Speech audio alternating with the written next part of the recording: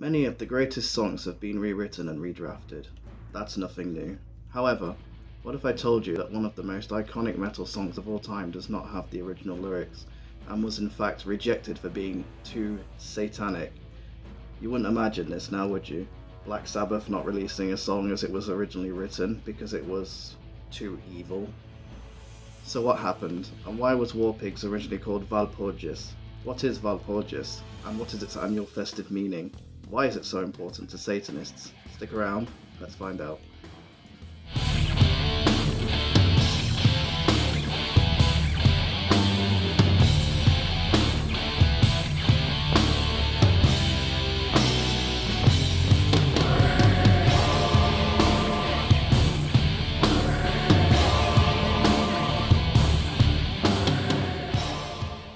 Warpigs was released on the 18th of September 1970 on the Black Sabbath album Paranoid. We all know that this song is in fact an anti-war song, however some claim it to be solely an anti-Vietnam song. Geezer Butler has said that Warpigs is originally against the Vietnam War, and about how these rich politicians and rich people start all wars for their benefit, and all the poor people will die for them. But Ozzy has since countered with the group knew nothing about Vietnam, and it's just an anti-war song. Unfortunately, differing quotations on the history of their songs from the band is a bit of a common theme, and I've done my best to put this all together so it makes sense. So here's the best quote I could find on the story behind the original version of Walpurgis. Because most information is very sparse, this is the best I could do from the dedicated Black Sabbath wiki. Warpigs was originally titled Walpurgis, dealing with a black mass which was based on the Dennis Wheatley novel The Devil Rides Out, where a group of friends battled Satanists on Black Mass. On Walpurgis night, which Geezer had read, Ward's first memory of playing Warpigs live was at the Beat Club, a German music TV program in 1968.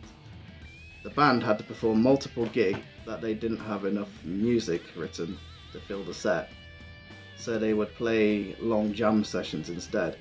Warpigs was made from one of these sessions, end quote.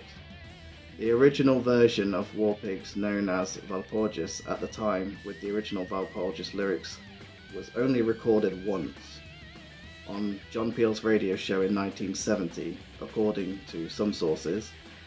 The band and the record company were concerned with the recent events of the Manson killings, not wishing to be seen as Satanists or dark occultists in any way.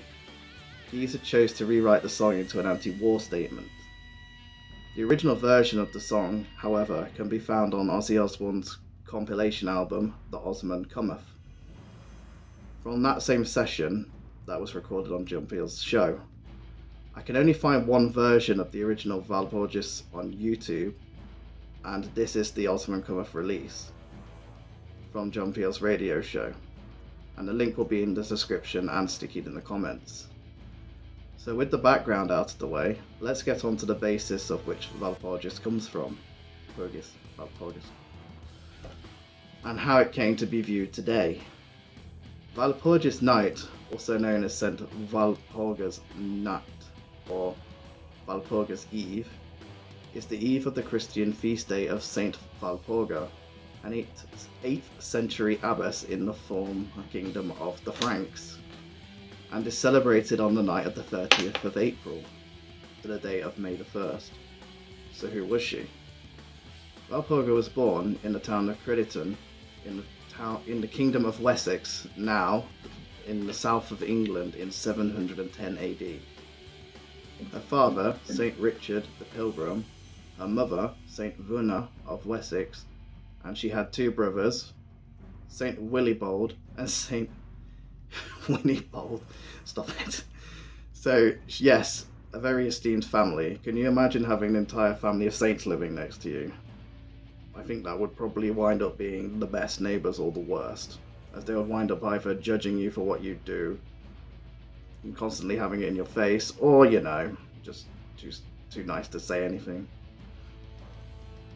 However, you may be a little confused considering that this is a family of saints. You have to bear in mind that celibacy was not a rule for monks or nuns at this time, at least in Britain. Well, there are a lot of sources of the more pious Christians complaining about some of the monasteries. The inhabitants spent way too much time drinking and getting to know each other, shall we say. And it was also where you sent royal relatives who were seen as being too close to your claim to the throne as a way of getting them out of the way. I guess you would have to pretend to be quite mad when you were sent to a monastery in that era.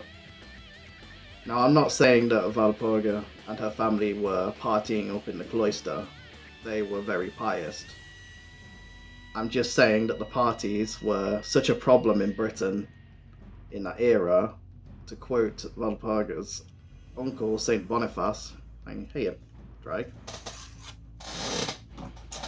To quote Walpurga's uncle, Saint Boniface, in a scathing letter he sent to King Athelbald of Mercia, big up Mercia, being from there, because he kept, well, spending too much time with the nuns.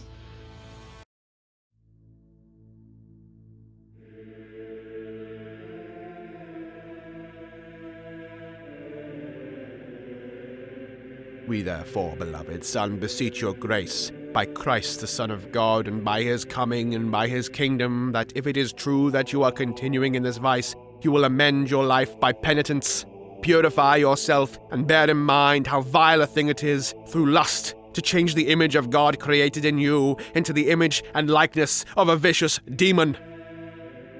Remember that you were made king and ruler over many, not by your own merits, but by the abounding grace of God. And now you are making yourself, by your own lust, the slave of an evil spirit. Scathing. Now, I know that was a bit of a tangent, but I just find it really, really funny.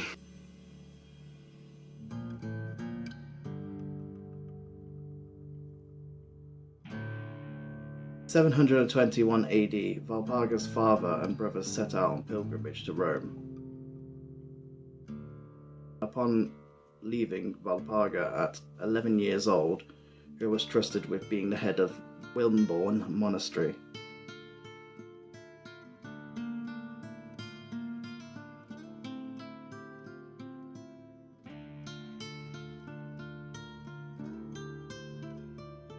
Unfortunately, she received word a year later that her father had died in Lusa, a town just outside of Pisa.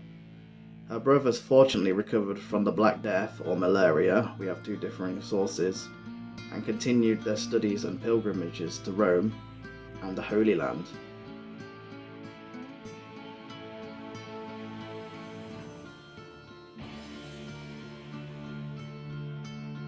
Walpurga spent 26 years at Wimborne Monastery. Quote, the nuns of Wimborne were skilled at copying and ornating manuscripts and celebrating for Opus Anglicanum, a fine needlework utilizing gold and silver threads on rich velvet or linen, often decorated with jewels and pearls. Such English embroidery was in great demand across Europe, from the Walpurga Wiki. In 737, Walpurga's uncle Saint Boniface, who I mentioned earlier, recruited Willibald to join him in what is now Germany to take over the running of several churches. Walpurga joined her brothers in their travels with their uncle and began converting the pagan Germans to Christianity. During this time, due to her teachings in the monastery, she had learnt to write in Latin and wrote out her brother Willibald's biography and documented his travels in the Holy Land. Due to this, it is proposed that she is the first female author in England and Germany. She went on to become a nun at Heidenheim Monastery, which was founded and ran by Willibald. She later became his successor when Willibald died in the year 751 and when her older brother Willibald died in the year 760. She took over his role also as the superintendent in the same monastery. Saint Boniface, however, was murdered in Frisia in 754 AD. On the 25th of February in the year 777, or 779, Walpurga also passed on. She was buried at Heidenheim. However, just over 90 years later, Pope Adrian II canonized Walpurga. making her a saint. But the day of her canonization was the 1st of May. Keep this in mind. After this, her bones and remains were sent to Istad, Bavaria, Finland, and Sweden. Now, this may seem strange to those who haven't heard of splitting bones up of saints and sending it to various different churches. Not to mention it's metal as fuck. However, at the time, and for some time before the Dark Ages, saints' remains were sometimes divided and given to different churches as holy artifacts. It usually generated money for the churches, as people would pay to come and see them or go on pilgrimages to these places to visit. At Istad Monastery, a miracle happened and an oily black substance began to secrete from the rocks around her tomb. This was recognized by the church, as they have to verify a miracle apparently. And to this day, people still pilgrimage to her tomb to collect the holy oil, of which is supposed to have healing properties. So where does the association from evil come from? Due to her canonization happening on the 1st of May, they held her Saint's Day on the 1st. However, from Britain through Germany to Estonia, there were still, at the time, many pagan holidays that existed and that still survived on this date.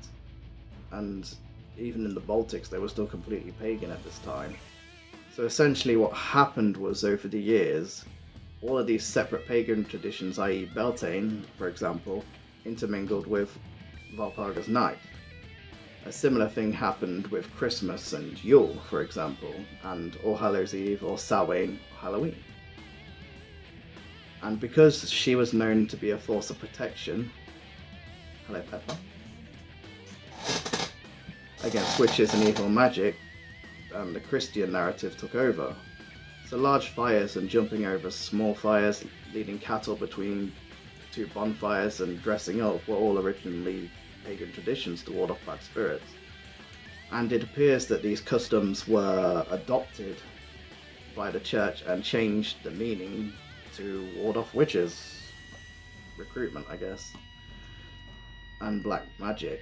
The story now was the witches' magic was at its strongest on Walpurgis night, and the only way to ward them off was to light large fires on hillsides. Also, in some countries and regions, fireworks, dancing and dressing up as witches and demons was also part of the celebration, even to this day. So you folk who love Halloween and constantly post those memes wishing for a second Halloween, take the hint. So now we must be asking, so what? No big deal, it's just a costume night. Get drunk and light bonfires. Praise the gods, don't annoy the spirits. What makes this so different from Halloween? And I say, yes. But the record producers must have had an idea that this is a special night to the Church of Satan and the Satanic Temple.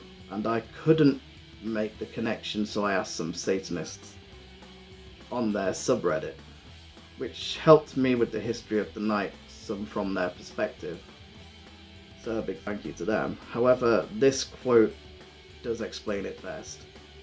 The Church of Satan was founded on St. Walpurgis Nacht in 1966. Founder Anton Salvador LaVey states, in the Satanic Bible, that besides one's own birthday, Walpurgis Nacht ranks as an important satanic holiday, noting the Eve of May has been memorialized as symbolizing the fruition of the spring equinox, and chose the date well aware of the date's association with witchcraft.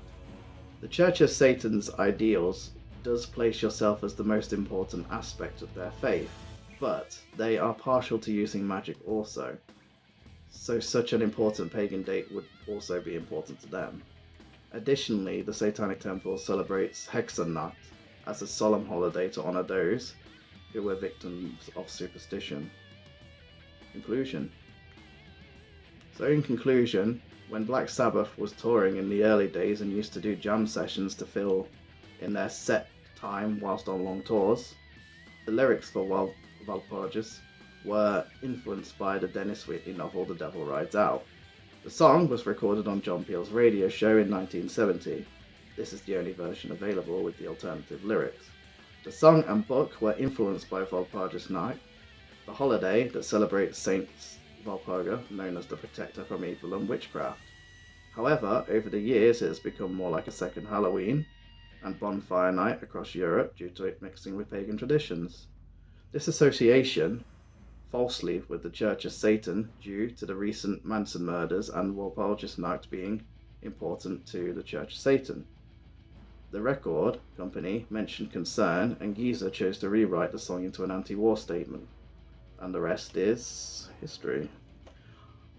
I would love to have gone through the lyrics, but I've heard that you can get copyright struck and on some platforms. However, you can listen to the track and find the lyrics at the link in the description in the comments section.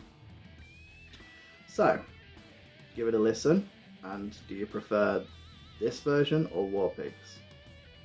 Let me know in the comments section, and I'll see you next time.